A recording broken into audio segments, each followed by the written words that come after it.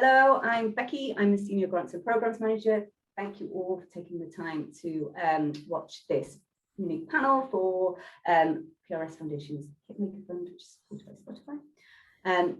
We know working in the music industry that overwhelmingly there is an underrepresentation of women and gender minorities, especially those behind the scenes. Having already set up Women Make Music, a fund for all career levels, and co-founding Key Change in response to underrepresentation in the music industry. We understand there's always more to be done, and within our Hitmaker Fund we recognise that we are struggling to reach those tipping point behind the scenes women and gender minorities, which we know 100% are out there. There's lots of you. We hope that this targeted round of Hitmaker will encourage further diversity and representation that are behind the scenes women and gender minority creatives. The fund has supported some awesome creators over the last 2 years, and through its previous iteration as the Writer-Producer Fund, including Steph Marziano, who's written with Hayley Williams of Paramore, Violet Skies, who's worked with Tiesto, and Ayak, who's worked with Diana Ross. So we want to have an open discussion forum with my wonderful guests here who work and operate behind the scenes and understand this world and what those challenges might be and what the opportunities might be too. The next Hitmaker deadline is 6 p.m. On the 13th of October, and it will be eligible only for women and gender minority applicants in this round. We will be reverting back to our normal service for Zoom in the following rounds. But this panel is basically for anyone wondering why it's a special targeted round, why it's necessary. Hopefully this will answer some of your queries. I'm joined today by the wonderful Michelle Escoffery, Natalie, Maddix, and Vanessa Threadgold to help dispel some of these myths about the fund and who it's for, and also to better reach that amazing talent we know that, as I said, is out there. But first, I'm going to ask my guests to introduce themselves. You all know who they are, because you should know who they are, and what they do in those behind-the-scenes spaces. So I'm going to start with Michelle, please. Hi, my name's Michelle Escoffery. I'm a singer-songwriter, been involved in the music industry for, about 30 years now. And I am a trustee of PRS Foundation, and I'm the president of the PRS Members Council. Thanks, Michelle. I'm going to go with Vanessa next, please. Hi there, my name is Vanessa Threadgold. I run an organisation called Cactus, which is recording studio which is dedicated to creating safe spaces for women and gender minorities in music. Thank you very much, Vanessa. And last but not least at all, Natalie. I am Natalie Maddix. I am the founder of Rep Vocal Agency and the creative director of House Gospel Choir. I work with a lot of women creating original music and touring and lots of other things, and providing vocalists for lots of different things across the music industry. Thank you very much, everyone. Okay, I'm going to get stuck in. Excuse my random questions. Michelle, as a very successful songwriter, writing songs for yourself and others, including the classic, just a little bit, I won't sing it because it'll be terrible, performed by Liberty X, though. And as a successful songwriter, do you feel, I'm going to go right into it, do you feel that you have experienced barriers due to your gender? And would you outline what they are, and do you think you continue to face them? Oh, gosh, that's a big question. No, yes, sorry. definitely. Coming up, I think the idea that women can't be technological has definitely been a thing. You leave the producing to the producers. That's been a thing. Or that you don't know what you want the finished product to sound like. That's definitely been an ongoing discussion. And one of the reasons why, I guess for me, I got involved with vocal production and understanding it, so that I could be informed in a session and say, actually, no, I don't want it to sound like that. Actually, you're using the wrong compression. Well, no, I don't want my reverb to sound that way. I had to do that in order to, I felt, be taken seriously within a studio environment. And as an educator, I do see that is still happening. And this whole idea of, women and gender minority, we don't know what we're talking about in terms of the technology around music, which obviously is a complete farce. But yeah, I do think that it's still ongoing, and it's gotten better. But the space, there's still a small number of women that will call themselves producers or call themselves, this is what I do. And I don't know. I think it's a shame that that's happening, because I think that there's so much potential to have amazing women and gender minority producers out there. Yeah, completely. And this actually leads me quite on to Vanessa. I'm asking about kind of Cactus City and why you felt you needed to build that safe studio space for women and gender minorities. That what kind of spurred you on in the first place, and why is it important? Yeah, of course. So similar reasons to what Michelle's outlined there. Often, even all the way back to education, people have come to us and said that they've had barriers, and there'll be comments made even by educators, because these often people who've been archaic in the music industry are still there and they're still educating. So there's a lack of representation. There's also a lack of thought as to why these spaces are actually not so safe for women. We look at things sometimes such as terms like gear porn. Is that something that we should really be saying in a space where actually hasn't always been a safe space for women to be in the studio? And that's really one of the first spaces that you get into, actually, is the recording studio, if you're going to go into the music industry and you want to become a creative. So you create these barriers, and one of those barriers is how expensive it is, actually. So if you go into a recording studio and you want to work in a recording studio and you find that that space isn't really, you haven't been thought of in that space, potentially you want to go back to your bedroom and create a studio there. But a lot of people can't do that, because that's quite a large expense to be able to do that. So there's so many barriers that are there in the first instance, that we thought, we have to create a space where women have been thought about, where you come into and you can actually relax and just get on with being creative, and actually be able to be creatively free without being patronized about how you want things to sound, without being given unsolicited advice about, maybe you should sing like this, and feeling intimidated, or maybe you should write like this, or, maybe things should sound like this. And that is a lot of where it came from, because it just kept cropping up again and again and again. And, people come to us and tell us these stories over and over and over again. You look at any Instagram account, and, one of the most popular things on the women production accounts is, tell us you're a woman in music without telling us you're a woman in music. And if you look in the comments, so many of the comments are about the recording studio and things that have happened to people within the recording studio, when people have gone with their boyfriends and then it's been assumed that their boyfriend is a producer, when it's something that someone has entirely produced themselves. So it's all these things, that it really is that thought that women can't be technological. And we thought, actually, we need to create these spaces so you can come to them and feel like, okay, I've been thought about, people want me to be here. And if we don't do that in other spaces, and we don't ask other places to do that as well, then it is still going to be a very intimidating space for people. Thanks very much, Vanessa. And Natalie, as the founder of House Gospel Choir, you, as you say, work with a lot of writers, like unsigned talent, and working in the sessions with those creators, and yourself as being behind the scenes songwriter. I assume you have very similar experiences.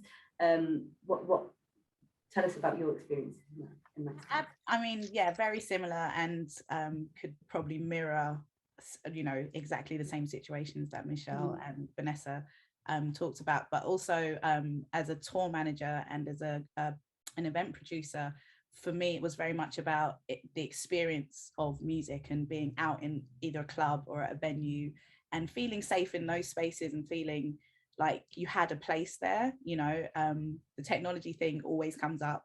I design the sets for House Gospel Choir, but often people want to talk to my engineer and my DJ before they talk to me, and that's fine because I pay them so they can do that job.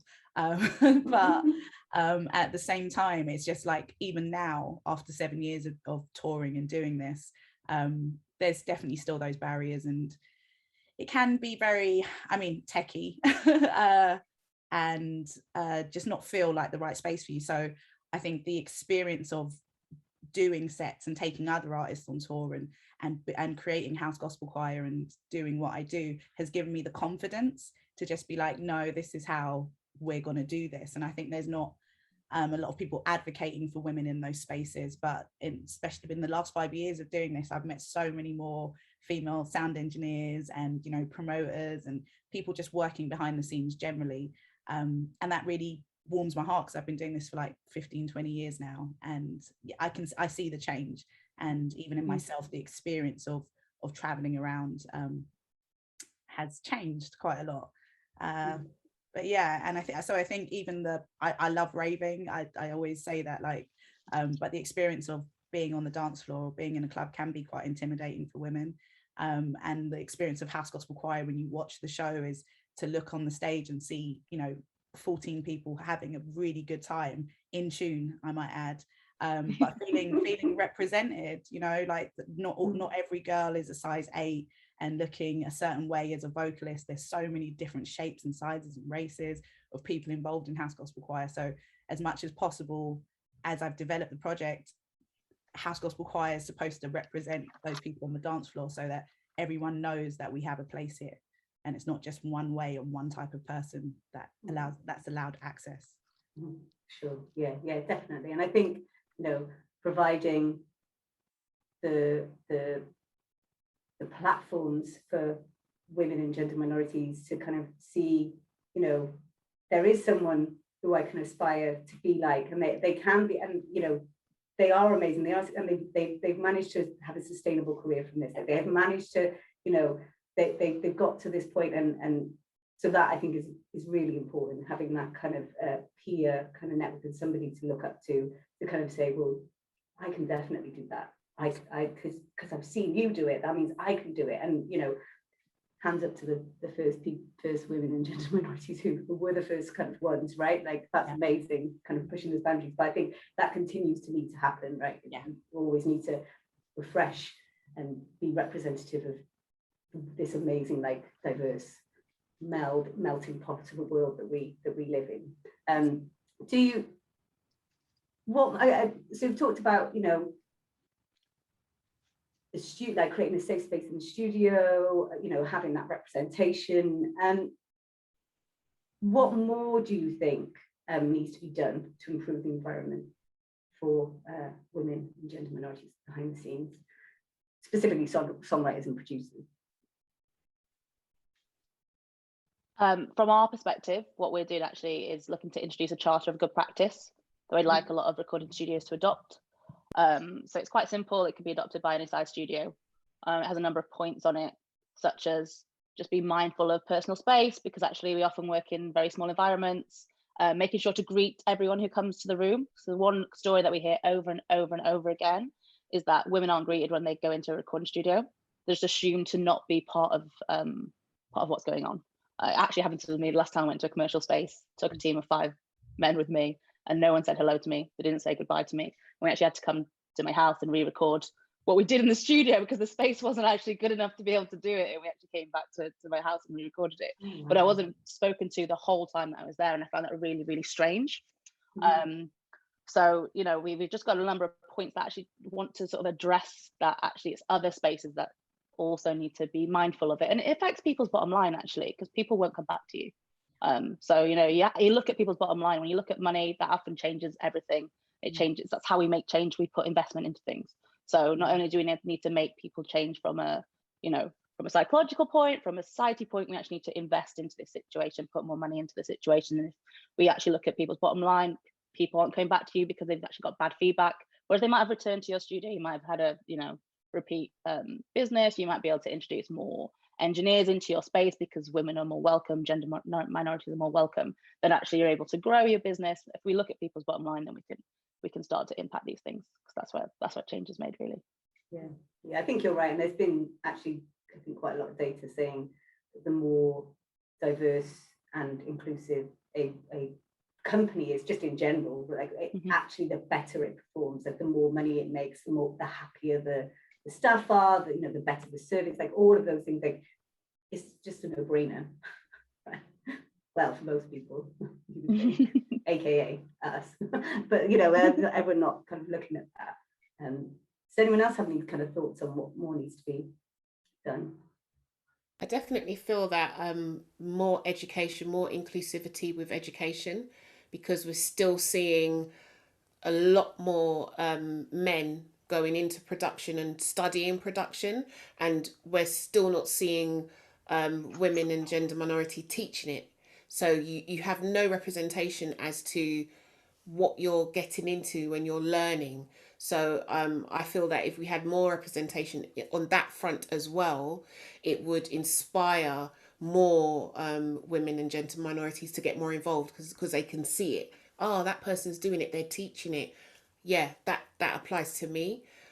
So yeah, I would say more inclusivity in terms of education as well, and having more women and gender minorities running courses, running camps, yeah, and getting more involved. Yeah, definitely. I think for me, I have my tour manager's a woman, my manager's a woman, and I think it's just having that confidence, because a lot of the time it comes down to us as well. I think a little bit in being scared of what people are going to say or think about how we're operating or what we're doing. And I think about maybe 3 years ago, so quite recently, I just stopped caring, because I realized at a certain point I'm paying for everything, you know, and my name is on the line and my business is on the line. So I get rid of people if they're not kind of setting pace and not kind of quite up to scratch. And I'm a lot more comfortable doing that now. Before, I just thought everyone was going to think I was absolute bitch if I had to fire someone. Now I'm all right with it, because it's my money, it's my business, it's my reputation. And getting that confidence came from the experience of kind of it not going well and staying silent about it. And I'm like, this is crazy, this is never going to work. So you know, there's a few producers that refer to me and my manager as silent and deadly. It depends what day you meet us on. We kind of switch roles. I'm not fond of the name, if I'm honest, but I think they're aware that and they keep working with us. So just to be clear, it's not putting them off at all. So let's be very clear, when you state your case and stand your ground, regardless of what people might think of you, they still want to work with you, because the outcomes speak for themselves. Yeah, and that kind of brings neatly as well. You guys are very good. Ladies, rather, actually. Do you think imposter syndrome? I mean, I've definitely, you know, had imposter syndrome in my life. Is imposter syndrome a serious hindrance to songwriters and producers, do you think? Yes. Yeah, it is. It was I exec produced my first album with On Island Records, Required. It's behind me here, just a little bit of promo. And up until maybe 3 months into the process of like song selection and songwriting and producing things, I did not consider myself a producer. And it was my manager that was like, well, you keep wanting to work with all these producers and your list is a really long list of men, Nats, like you've got some changes you need to make about what it is. And I was just like, I'm not a producer though, babe. And she was like, no, you really are. Should we go and look at what a producer is? So we looked at Quincy Jones and watched a couple documentaries and read some things about how he worked and how he selected musicians and how he booked studios, how he managed all the budgets, how he decided if that was the right sound. And I was like, oh, this is what I've been doing for like 10 years. And she was like, yeah, because you're a producer. And I was like, oh, okay. And it still took me another year to tell. Even now I get nervous saying to people, no, I'm a producer, but I actually am. I've been putting this together. I've been running the whole thing with Laura's help, and we get to work with incredible musicians, and you can still kind of give everyone their props and everyone their dues and take your rightful place as the producer and as the person leading it. And I'm just grateful that I had someone on my team that helped me when I was kind of doubting my own ability, look at myself and say, okay, are you this? And I mean, it might be a bit audacious to use Quincy Jones as a reference point, but it fits. It was perfect. Like literally, I do everything Quincy Jones did. How about that? Love it. I don't think that's audacious at all. No. Just being realistic with yourself, Yeah. with your skills and, you know, your ability. Yeah, thank you. It felt really very wild at the time, but yeah, imposter syndrome is real, and it still comes and grabs me from time to time. But yeah, I think people kind of not taking up opportunities or thinking that maybe they're not quite right for those types of things. It definitely plays into that, and I think we definitely see that in funding Hugely. space. Hugely. Yeah. Yeah, I think, you know, you look at an application and go, oh, they want all of this. I can do like this much. I'm not going to apply. But you just counted like 90%. You can do all of that and you're still not going to apply because you don't think you've ticked every single box. And I think that that's something that's quite unique to women, where we look at something and go, oh, well, because I can't do all of it, I'm just not going to put myself forward, or I don't think I'm at the level where they think I am.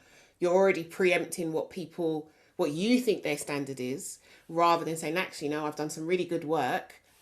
Let me try. Let me see what happens. And I know I've definitely done that, where I've been like, I don't think I have enough experience. I don't think I have enough of this or that. I don't know. I don't know if I should go for it. And like Natalie, I've been very fortunate to have people around me that will say, no, you should definitely go for that. You should definitely do it. Why not? And it's like, okay, yeah, why not? So, yeah, I've had a couple of years of just saying yes to everything and seeing what happens. It's like, this is the year of yes. Just say yes. Just go for it and just see what happens. And 9 times out of 10, it's been amazing. Yeah, yeah. I mean, I look at the organisation that I run, and I think 80% of my staff members are women. And one of the first things that we actually do when we onboard staff is make them write a bio about themselves. And we actually really encourage people to shout about their achievements. And often we find that people don't want to come across as arrogant, but you're not being arrogant. You're just telling us what you're good at, and that's okay. And I think one, we don't really have a culture of that in the UK, of really shouting about your achievements generally. But I think for some reason, unfortunately, imposter syndrome does impact women a lot more. We don't have the representation, not just in creative spaces, but just in the boardroom, just looking at, you know, television and people in positions of power. We've grown up with those views of mostly men running things. So unfortunately, we often don't think, like you say, we have the skills, even though we do have the skills and we do have the ability, and much more women are pushing themselves through education. So if we're spending all this money on education and actually doing the work, we should really be putting ourselves in these positions to be able to get roles that we deserve. And funding is, you know, that's one of the places where you do need to shout about how good you are at certain things. It's great to be self-aware, know where you need to improve, but knowing your strengths is so important. I say that, but I have the worst imposter syndrome in the world. It's like, it's only the last couple of months that I've really started to come out of it, to be honest. I'm very good at giving the advice, but not so much taking it myself. Yeah, it's your own mini me inside you playing tricks on you, kind of that little voice. Can I ask a question? For all of you, does your imposter syndrome hit like when you've done something well? Do you know what I mean? Like, you've achieved something and then you're like, is it then, or is it when you're applying for things, like trying to, because I think for me it comes on both ends, so it's like you can't escape from it. It's like talking yourself up is very hard, and putting yourself down is like one process, but then achieving something, you're like, oh, I don't know, I don't know if that was me, that was everyone else around me, that was my whole team, that was like, you just kind of, yeah. I just wondered if anyone else. That's really interesting. Like, to be fair, I'm actually very good at celebrating my achievements, but I think it's just because I'm really partial to, you know, a little night out if I've done something well. It's just a reward, isn't it, at the end of it? I think for me, I've gotten good at it. I never used to. I always used to look at, okay, but where could I improve and what's next? But okay, yeah, I got that, but I didn't do that very well. How do I go to the next bit? What's next for me? And I'd never celebrate. And it was one of my mentors that said to me, you need to celebrate when you've achieved something, you've reached a milestone, even if you haven't got to where you think you should have got to, you've reached here. Celebrate that you've reached here. Enjoy it. And then move on to the next thing. Then set another goal. It's like, yeah, but it can be quite challenging sometimes when you get to a point you're like, yeah, but I want it to be over there though. But I think as long as you're moving forward, even if they're little steps, you're still moving forward. And sometimes if we don't take that time to stop and actually look back and see how far we've traveled, we just keep with our head down and we don't actually really acknowledge how far we've really come. Yeah, it's that old kind of picture, isn't it? Where it's like, it's not a straight line, is it? It's like wiggly, gone back that way, gone back up, and actually, Exactly. and asking the people around you, like, you know, they'll champion, you know, as you say, like, you know, your teams and the people who you work with, you know, they won't be working with you if they didn't think you were incredible at what you do. You know, do you think, you know, do you think they should be there? You know, it's those kind of things. They're gonna, and they can give you that confidence as well, kind of say, oh yeah, and just like really sit down and like think about the amazing things that you've achieved. And I think that can also be quite helpful, and especially actually on a funding application, really taking the time to sit and be like, right, like just as you say, Michelle, like sit in this middle spot, and I'm going to go, right, where have I come from? Where do I want to be? Like, oh, I may not have done this, but I've done this, and that's equally as awesome. Even actually, it might be even better because that didn't happen because I had to go, ended up having to go down this road. So I do think those things are really important. And I want to ask why grant support specifically for those who are songwriters and producers who work behind the scenes is so important, especially for gender minorities and women, and opposed to, so that, you know, PRS Foundation offers a lot of funding, like you have a lot of different funding streams, and we do support artist facing projects. So, you know, I'm writing the song, I'm producing the song, I'm putting it out like that, or, you know, or I'm working with somebody else who writes songs for me, and then I record it and put that, or what, well, no, that's not true, we only actually fund songwriters, but you have to create the music. But my point is that specifically for those people who are writing for other people or working with other people or collaborating with other people, why is funding so important for them? I think one of the main reasons is that they get paid last. So it's important that they're supported along the journey. You know, and I read something the other day where someone said it's only in the music industry where you have to fight to get the money that you're actually owed.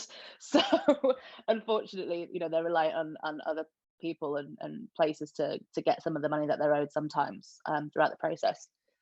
Apart from PRS, who will collect that on their behalf, and PPL. So that's, you know, helpful. But I think that's one of the main reasons, I think, from my perspective. Yeah, and also, you know, we still don't get paid a day rate. So it's one of the only, I still find that, I think it's madness.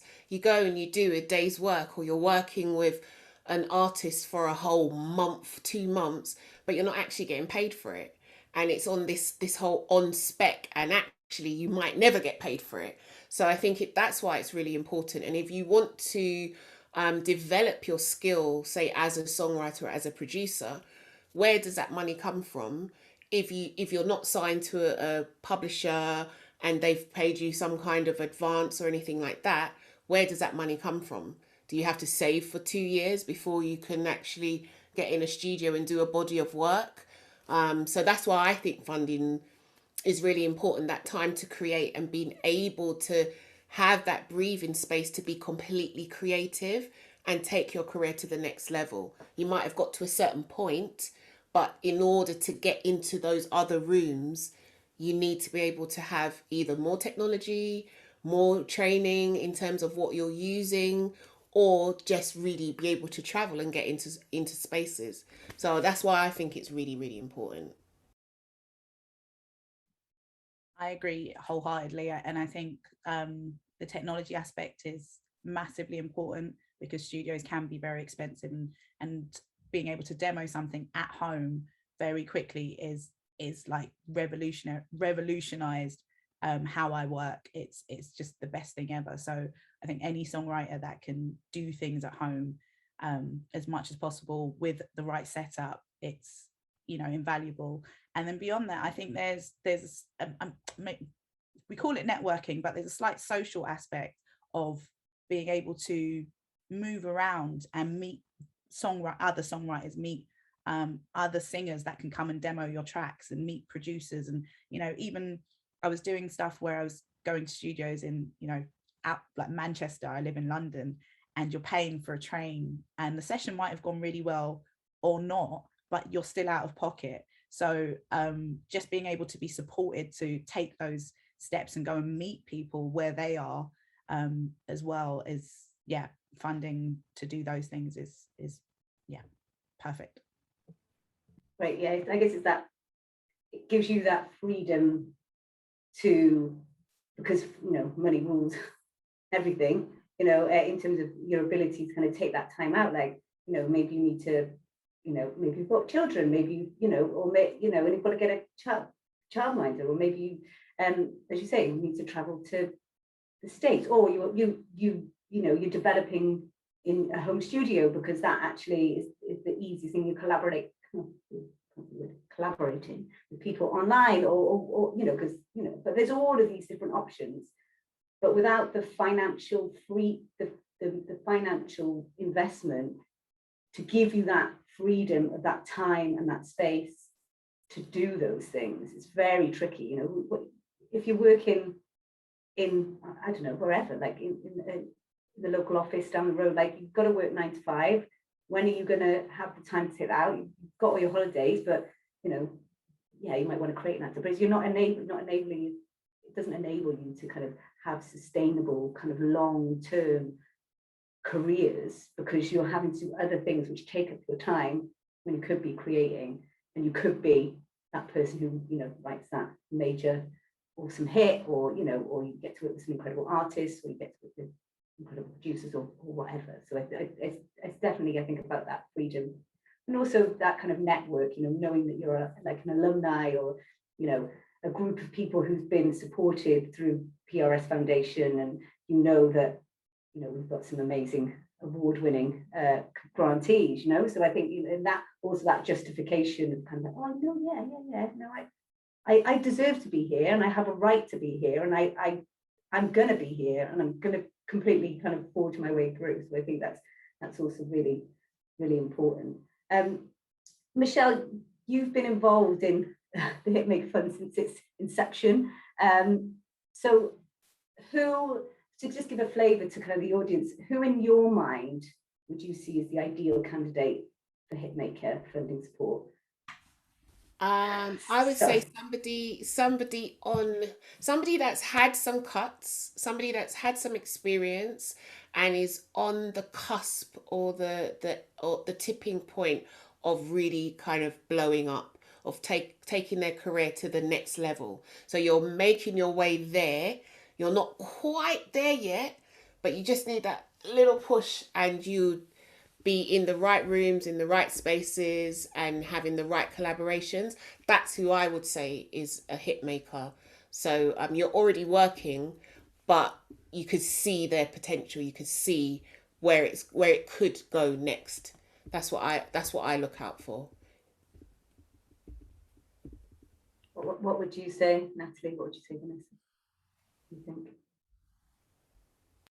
Can you repeat the question? Sorry, because I thought it was for Michelle, so I kind of. Oh, sorry, that was my fault. I did direct it to Michelle. You can cut that. I guess it's like, who do you think is like an ideal candidate for Hitmaker support? I guess, yeah, in terms of what that person should look like, I guess, or what things they should be, where they should be at that point in their career. I think that's a difficult question to answer, because I know this is the report everyone refers to, the Allenberg report, which came out and studied the Billboard 200 a few years ago, and it's the percentage we all look at, the 2% of producers are female. Actually, it found that most women didn't work again, and that was one big thing that came out in the report. And when we're looking at Hitmaker, we're looking at something that wants people to have five cuts, but actually most people don't work again, and those are the things that potentially need to be considered actually when looking at these things, because often when I think about people I think that crop into my mind, there are already people who are signed with publishing deals already. I think there's a really big gap between those people who are really trying and the people who actually are starting to making it, actually are starting to get that support. We need to try and really bridge that gap and look into those things. So it's a difficult question for me to answer because of those reasons. I agree that it's a tricky question to answer, but if we're also looking at people making the applications and looking at themselves, seeing themselves in that space of a potential hit maker, they are songwriters, they are doing the work, they have got cuts, you know, I think it's important to apply, to know kind of the process of doing it will also kind of elevate your thinking about what you're capable of. So I'd encourage anyone that actually, any of the singer-songwriters, and I say singer-songwriters, and this is one of the things that I think a lot of, especially vocalists that I know and work with, who are probably started off wanting to be songwriters like myself, and may have ended up having to vocal and be the lead singer on a dance record, for instance, when really they just wanted to be a songwriter. I think it's important for those people that have found themselves in that space to start moving into the space of being a songwriter and a behind the scenes person that they wanted to be in the first place. I know not everyone wants to be a performer, and I think there's such a, you know, so many jobs and so many roles that you can do within the music industry. If you are have found that you've had to sing and not really wanted to, you wanted to be a songwriter more than anything, go for it, just give it a try. And yeah, I think that would be my encouragement, is just to kind of shift your thinking about what you're capable of or where you see yourself. That's my encouragement. Thanks very much. And I think the other thing just to say is that Hitmaker is on what we call one of our next level funds. So the kind of point of Hitmaker is that you are more sustainable in your career, so you should the aim is that you shouldn't really need extra funding support. Again, like, it gives you that kind of next leap. But we do have other funds, but which are for all career levels. You're for music creators or women make music specifically, as I was about earlier. They are lower funded grant amounts, but they also can help you take those other steps. So if it's more of a smaller step, I guess, you're not quite tipping point, but it will have a significant impact on your career, and you can come in to the Open Fund or Women Make Music, and then you can get into more spaces, or maybe get that kind of get that work in that studio, or manage to work with that producer, or get to work with that artist, that then builds up your selection of cuts, so that then you can come into Hitmaker. So it isn't your one shot and it's over. And also, you know, we are really encouraging and give you feedback. So can I just to reiterate Becky's point, when I applied for Women Make Music, it gave me so much more, and getting it as well, at the point I was in my career, it gave me so much more confidence to keep going. And literally the process of having to write the application and look at my successes up to that point helped me just to keep moving generally. So have a look through all of the funds on offer and do as Becky says, basically. Thanks very much. So my next kind of question is, what are the positive changes do you think, what are the positive changes do you think comes from supporting the creative development of those who work behind the scenes? So what are the positive changes in the industry that happen when we start supporting women and gender minorities behind the scenes?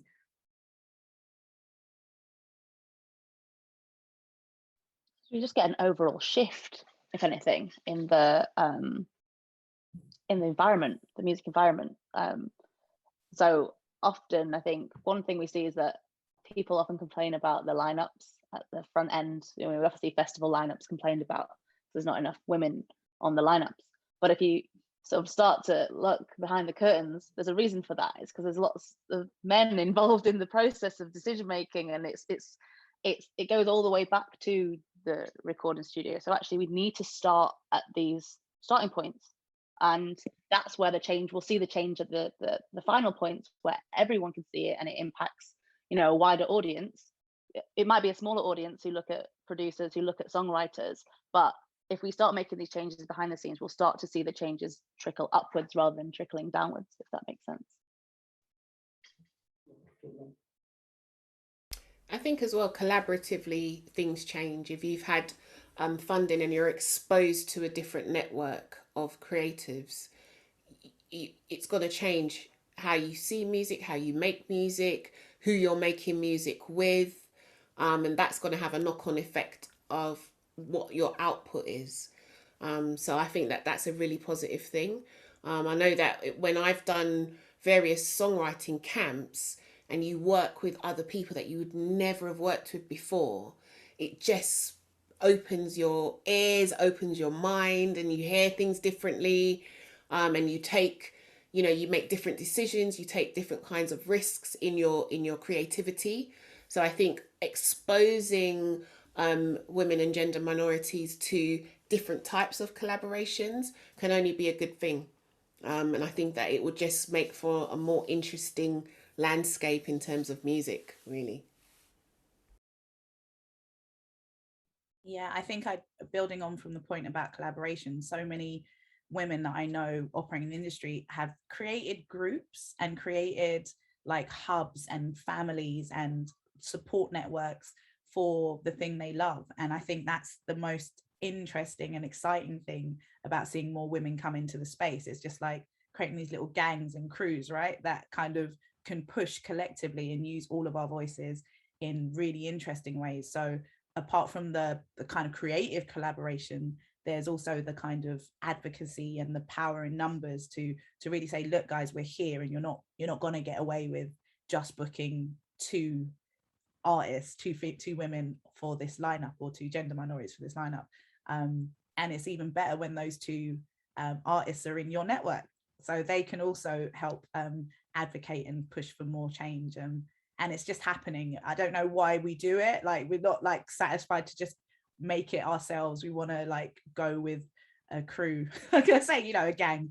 Maybe there's negative connotations to that, but that's how it feels when I roll in somewhere with House Gospel Choir. And as Rep Vocal Agency, we're able to advocate for what session singers are supposed to get, and how they want to be treated. So I think more and more of that collaborating on the behind the scenes and the business level is necessary, and it's happening.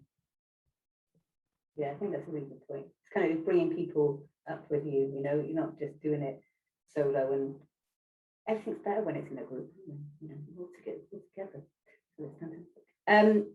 So this, I think, is going to be my last question to you all. But we know there are many, keep saying it, there are lots of you talented women and gender minority behind the scenes songwriters and producers out there.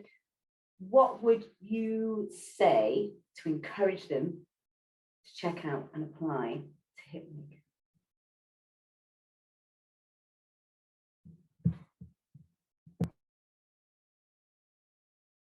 Just do it.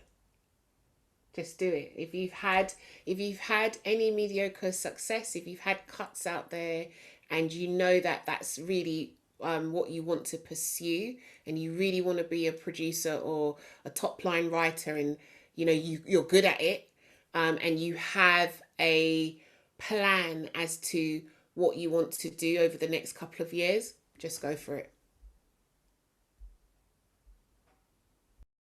I think that's very sound advice. Just go for it. One piece of advice, I think, which echoes what Natalie was saying, you might think, might not realize that you actually were a producer, and potentially there's some songs that you should have your name on, and potentially those conversations could be conversations you could start to have off the back of watching this.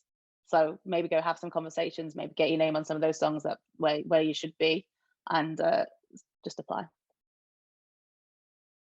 I think in the spirit of just encouraging everyone as well, if you know someone that you think would be perfect for this, nominate them. Like it can be really like lonely work pushing and motivating yourself every single day. So having someone put your name forward is really, really helpful to filling out the application. So like, just do someone a favor. If I can think of 4 women off the top of my head who I'm going to nominate following this conversation. Now I know a bit more about the fund and how it works, and I'd encourage other people to do the same. Yeah. Thank you very much. Yeah, I would completely echo that. You know, you have a how to apply video, which was done with a previous colleague, Ben Winter, who he loves Star Wars. It's called Maybe Be With You. Anyway, it's amazing. They're very good. Along with our great grants coordinator in Asia.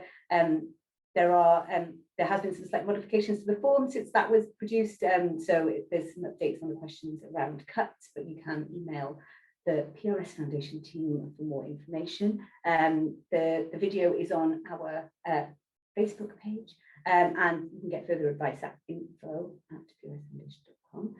But yeah, just apply, like think of it as a business plan, and where do you'll be all thinking about how am I going to get there? That's what we're trying to see, though. We want to know that you thought about how you're going to get there. And we just want to hear some really great music, because we all love it, which is why we're working it. Tell us your plan, tell us your ambition, really, talk to your friends, get them to read it, get them to change bits of it to big yourself up some more, do that and apply. So the deadline is, I'll say it again, at 6 p.m. on the 13th of October, 2021. And yeah, please apply. And thank you so much to my wonderful guests, Michelle, Natalie and Vanessa, for joining us today. I really appreciate your time. And hopefully we will, I feel like I said this at the end of every Zoom panel, but hopefully we will meet in real life soon. I very much look forward to coming and seeing you play, Natalie. That'd be amazing. And everyone else should too. And everyone else should check out all of these amazing panelists anyway, regardless. You might learn something more. So yes, thank you very much. And get your app soon.